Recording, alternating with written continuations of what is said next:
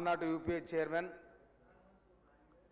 ఆనాటి భారత ప్రధానమంత్రి మన్మోహన్ సింగ్ గారు, ఆనాటి ముఖ్యమంత్రి వర్యులు రాజశేఖర రెడ్డి గారు చేవెళ్ల నియోజకవర్గం ఆలూరులో దేశవ్యాప్తంగా మొట్టమొదటి ప్రారంభించడం జరిగింది.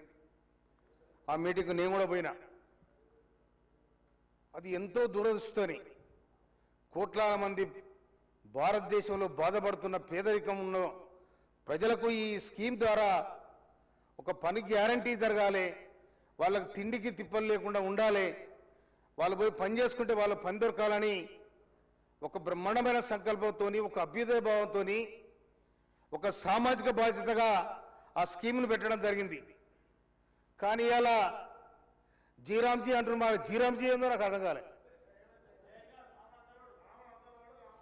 ఆ జీరామ్జీ ఏందో నాకు అర్థం కాలే.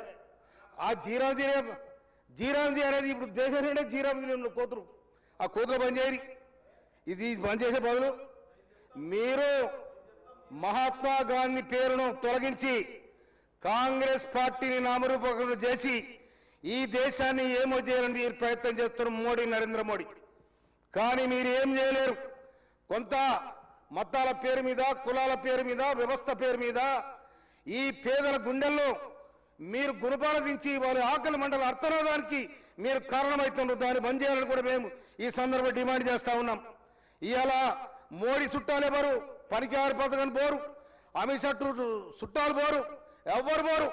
ఇవాళ ఆకలి మండలంలో అర్థనాదాలు ఎస్సీలు, ఎస్టీలు, బీసీలు ఇవాళ ఆ స్కీమ్లో పాల్గొన్నారు. అందుకోసం తెల్లారంగా గడ్డపార పట్టుకొని చేసే సందర్భాలు ఉన్నాయి. నేను కూడా ఆ పనిలో నిమగ్నమైన నేను. ఎందుకంటే కరోనా వచ్చినాడు కష్టజీవులు ఇవాళ మాకు ఇదే ఆధారం అని బతికిన సందర్భాలు చూసినాం మేము. అందుకోసమైనా నడవంతరంగా ఇవాళ మీకు ఏం నష్టమైందో కూడా నాకు అర్థం కాలే. మహాత్మా గాంధీ దేశ స్వాతంత్రం కోసం ముందు వరుసలో ఉండి కొట్లాడిన మహనీయుని ఇలా పేరు తీసేసి జీరామ్జీ అంటే మరి ఏదో నాకు అర్థం కాలే. అందుకోసమనే ఈ పేరు మార్పును బంద్ చేయాలి.